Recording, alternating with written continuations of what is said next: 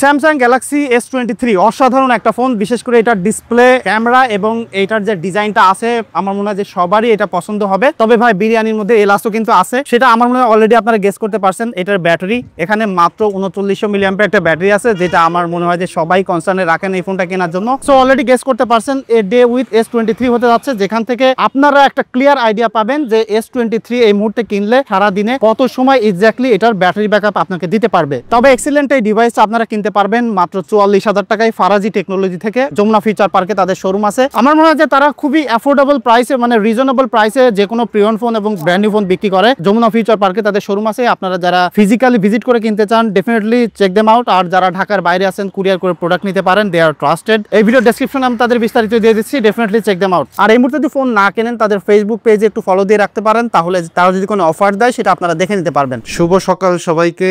100% charge, সকাল 9:30 বাজে, two B exact 9:27 বাজে। আর আমার দিন শুরু হচ্ছে S23 দিয়ে। তবে স্যামসাং ফোনের ক্ষেত্রে একটা জিনিস আমাকে খুবই বদার করে, যেটা নিয়ে আমি অনেকবার কথা বলতে চেয়েছি কিন্তু বলা হয় নাই, আমি ভাবছি অনেকের জন্য ডিল ব্রেকার নাও হইতে পারে। সেটা হলো আমি যখন কোনো স্যামসাং ফোন থেকে কোনো অন্য স্যামসাং ফোনে শিফট করি বা স্যামসাং ক্লাউড থেকে ডেটা রেস্টোর করি, তখন স্যামসাং এর যে ক্যামেরা সেটিং আছে সেইটা রেস্টোর হয় না, মানে এই ডাটাটা প্রিজার্ভ করতে পারে না Samsung, which is very annoying because Samsung এর বাই ডিফল্ট ক্যামেরা সেটিং খুবই আগলি থাকে, বেশ কিছু জিনিস চেঞ্জ করা লাগে। আই ডোন্ট নো স্যামসাং কেন করে না। তবে যেটা হচ্ছে যে এখন কিন্তু অলরেডি 10:30 বেজে গেছে, প্রায় 1 ঘন্টা হয়ে গেছে আমি ঘুম থেকে উঠে ফোনটাকে চার্জ থেকে খুলছি। তো এখন কিন্তু ব্যাটারি আছে 92%। তো আমি এই যে প্রায় 1 ঘন্টা হইলো, 1 ঘন্টা আমি কিন্তু সকালে ঘুম থেকে উঠে আমার যেসব মেসেজ চেক করা দরকার বা ইমেইল আছে এগুলো কিন্তু আমি চেক করছি, এবং চেক করার পরে স্ক্রিন অন টাইমটা আপনাদেরকে একটু দেখাই। 39 মিনিট স্ক্রিন অন টাইম পেয়েছি, যেখানে 8% ব্যাটারি ড্রেন করছে। গত S24 আলট্রার ভিডিওতে একটা জিনিস আপনারা দেখছিলেন, বা স্যামসাং এর ক্ষেত্রে একটা জিনিস আপনারা দেখতে পারবেন যে অ্যাপেলে যেমন ফার্স্ট 1-2% ড্রেন হইতে অনেক সময় লাগে, স্যামসাং এর ক্ষেত্রে কিন্তু এই জিনিসটা দেখতেছি না, মানে সিমিলার আকারেই কিন্তু ড্রপ করতেছে। তো এখন আমার একটা শুট আছে, শুটটা শেষ করব। আমি খুব এক্সাইটেড দেখার জন্য যে S23 ফোনটা এখন আসলে কেমন ব্যাটারি ব্যাকআপ দিতে পারে, এবং ওভারঅল ক্যামেরা টেস্টও আমরা করব। আউটডোরে যাব, 300 ফিটে যাওয়ার প্ল্যান আছে। তো শুট শেষ করে অলরেডি বাইরে আসলাম নাস্তা করতে, আর এখন দেখতে পাচ্ছেন ব্যাটারি কিন্তু 89% আছে। আর 11:30 পর্যন্ত আমি কিন্তু 47 মিনিট স্ক্রিন অন টাইম পেয়েছি, যেখানে আমি দেখতেছি অলরেডি 11% ব্যাটারি ড্রেন করছে। তো দেখা যাক সারাদিনে আসলে কত সময় এটা যাইতে পারে। তবে S23 ক্যামেরা সেটআপটা কিন্তু অসাধারণ। আমি এই মুহূর্তে এখানে বসে একটা সেলফি তুললাম, আর ডিটেইলটা আপনারা একটু দেখেন, পেজের টেক্সচারটা এত ভালোভাবে ধরে রাখতে পারে। এর আগে আমি যত S23 ব্যবহার করছি অসাধারণ ডিটেইল পেয়েছি, এবং ক্যামেরা সেটআপটা মাইন্ড ব্লোয়িং ছিল। এবং এইটার একটা ক্যামেরা টেস্ট আমি আপনাদেরকে দেখাবো আউটডোরে গিয়ে, আমার মনে হয় যে সবারই ভালো লাগবে। নাস্তা করে বের হইতে হইতে 12টা বেজে গেছে, এখন কিন্তু অলরেডি লাঞ্চ করার টাইম হইতে যাচ্ছে। তো একটা জিনিস খেয়াল করেন, এটা দিয়ে কিন্তু আমার দিন শুরু হইতে হইতে অলরেডি 85% ব্যাটারি চলে আসছে। তাহলে সারাদিন আসলে কিভাবে পার করব, সন্ধ্যা পর্যন্ত আদেও যাইতে পারবো কিনা আমি শিওর না। তবে একজন লং টাইম স্যামসাং ইউজার হিসেবে যে জিনিসটা আমি সবসময় প্রাউড ফিল করি সেটা হলো স্যামসাং এর ডিসপ্লে। একদম ডিরেক্ট সানলাইটে এই ডিসপ্লেটা তো একদম ক্লিয়ার দেখা যাচ্ছে, সেটা নিয়ে কোনো সন্দেহ নাই। তবে যে কোনো কন্টেন্ট আপনি দেখলে এইটাতে আপনার এত ভালো লাগবে, লাইক স্যামসাং এর একটা ফোনে যদি আপনি একবার ইউজ টু হয়ে যান, তারপর অন্য ফোনে শিফট করলে আপনার আসলে অতটা ভালো লাগবে না। আমার মনে হয় যে যারা স্যামসাং এর ফোন ব্যবহার করেন তারা এই জিনিসটা অ্যাডমিট করবেন আর কি। একটু কুইক আপডেট দিয়ে দিই আপনাদেরকে। এখন বাজে হলো 1:53, আর আমার ব্যাটারি আছে হলো 69%। আমি মেসেঞ্জারে প্রায় আধা ঘন্টার মতো ভিডিও কলে কথা বলছি, এবং একটু মাঝে মাঝে এই এডিট করতে করতে যেটা হয়ে থাকে যে একটু মেসেঞ্জারে বা ফেসবুকে একটু ঢু মারা। এখন আমি দেখতে পাচ্ছি স্ক্রিন অন টাইম এখানে আমরা পাচ্ছি হলো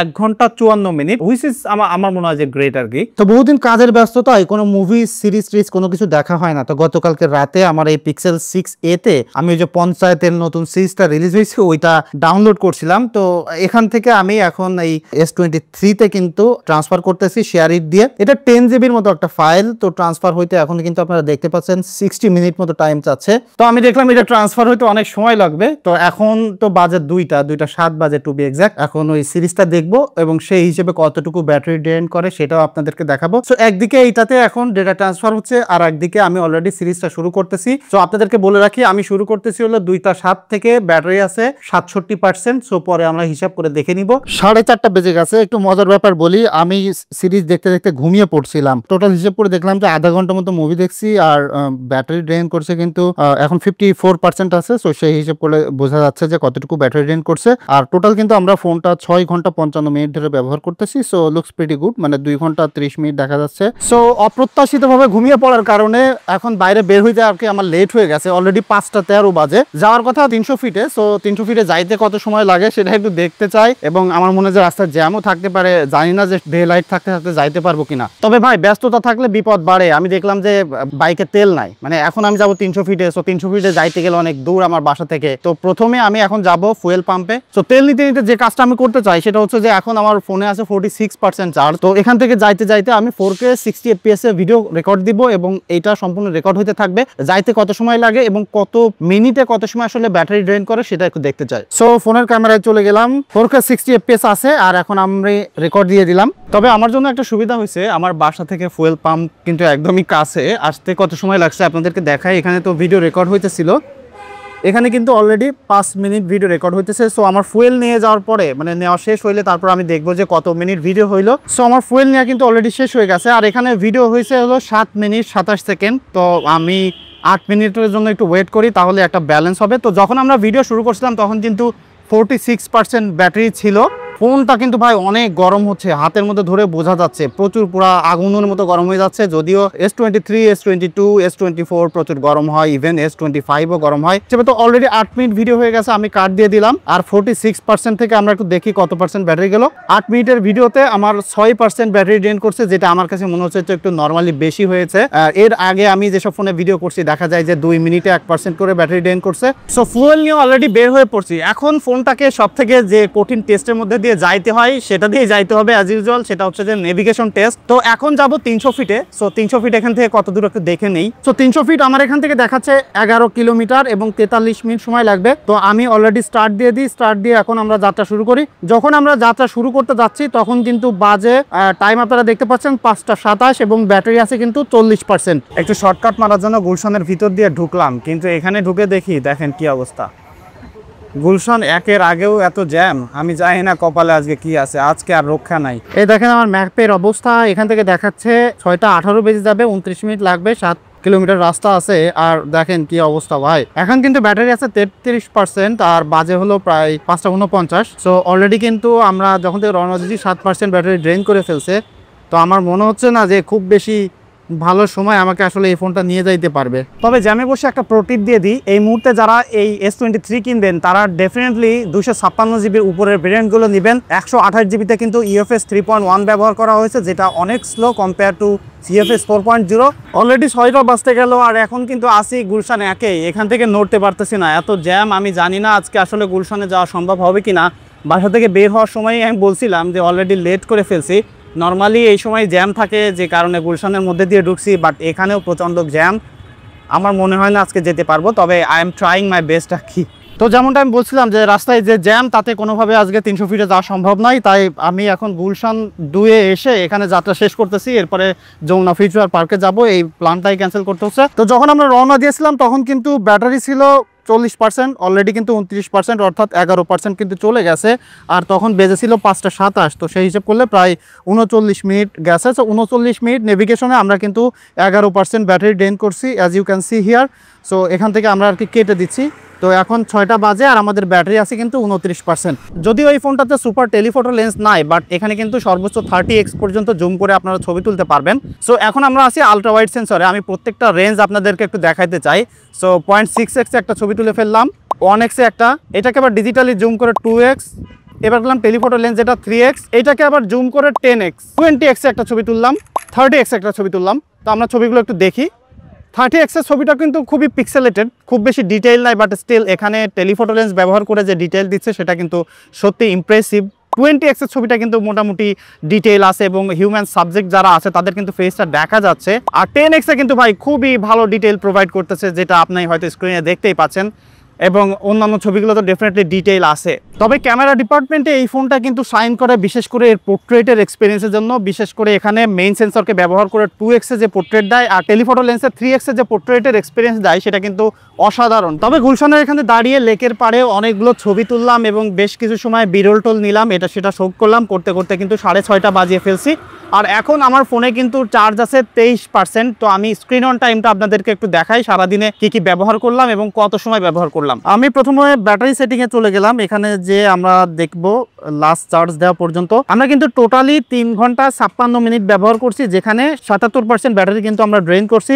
আর টোটালি আমরা এখনো পর্যন্ত ব্যবহার করছি Facebook, map, Messenger, MX player, camera, কথা বলা হয়েছে ওয়ান ইউআই এবং ইউটিউব ব্যবহার করা হয়েছে। সো আপনারা দেখতেই কিন্তু পাচ্ছেন যে কি অবস্থা, এবং বাকি 23% আসলে কতটুকু জুস আমাদেরকে দেয় সেটাই ফাইনালি দেখার অপেক্ষা। তবে জ্যাম ঠেলে যমুনায় আসলে একটা শান্তির ব্যাপার কি জানেন, যখন এই লোকেশনে আসি না তখন এইটা থেকে সেন্ট্রাল এসির বাতাসটা গায়ে লাগে, অসাধারণ একটা অনুভূতি যেটা গরমের সময় আসলে ফিল করা যায়। আমার মনে হয় যে যারাই আসছেন তারা এই জিনিসটা অনুভব করছেন। এই যে অলরেডি ফিল পাইতেছি এসির বাতাস।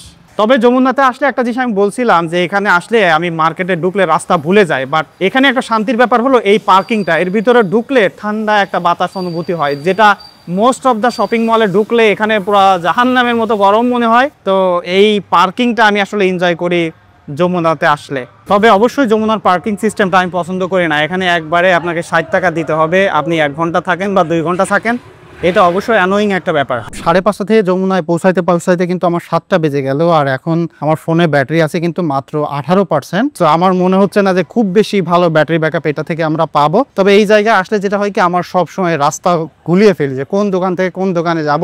আমার মনে হয় যে যারা আসছেন সবার সাথে কোনো না কোনো সময় এটা হয়েছে অবশ্যই আর কি। সো যমুনায় ঘুরতে ঘুরতে একটু কুইক আপডেট আপনাদেরকে দিয়ে দিই। এখন কিন্তু অলরেডি 8টা বেজে গেছে, আর আমার এখানে ব্যাটারি দেখতে পাচ্ছি 13% আছে। তবে স্যামসাং এর এই যে আল্ট্রাসনিক ফিঙ্গারপ্রিন্ট এটা কিন্তু দারুণ ফাস্ট, এবং সাথে ফেস লক মিলিয়ে স্যামসাং এর সিকিউরিটি সিস্টেমটা আসলে অসাধারণ লাগে। তবে ভাই One UI 7 আপডেট আসার পরে স্যামসাং S23 কিন্তু অসাধারণ হয়েছে, বিশেষ করে camera icon, apps opening closing, অ্যানিমেশনটা এত স্মুথ হয়েছে। তবে যে জিনিসটা আমি আসলে এক্সপেক্ট করছিলাম যে গরম হওয়াটা যদি একটু কমানো যাইতো, সেটা আসলে অ্যামেজিং একটা ব্যাপার হইতো, বাট স্টিল গরম হওয়ার ব্যাপারটা কিন্তু ভাই কমেনি। অলওয়েজ হাতের মধ্যে মোবাইলটা অন থাকলে ওয়ার্ম ফিল হবে। ইউটিউব, ফেসবুক চালান, যাই করেন না কেন, এই যে এখনো ফোনটা আমি একটু আগেই ফেসবুক চালাচ্ছিলাম, এখন কিন্তু হাতের মধ্যে আমি বুঝতেই পারতেছি যে বেশ খানিকটা গরম আছে আর কি। সো হ্যাঁ, জিনিসটা খুব হট। গরমকালের জন্য এটা ভালো না, শীতকালের জন্য ইউ উইল ফিল লাইক আপনার এরকম একটা জিনিস সবসময় দরকার। এটা আপনাকে একটু প্রশান্তি দিবে শীতকালে আর কি। সো প্রিয় ভাই brother, the time has come.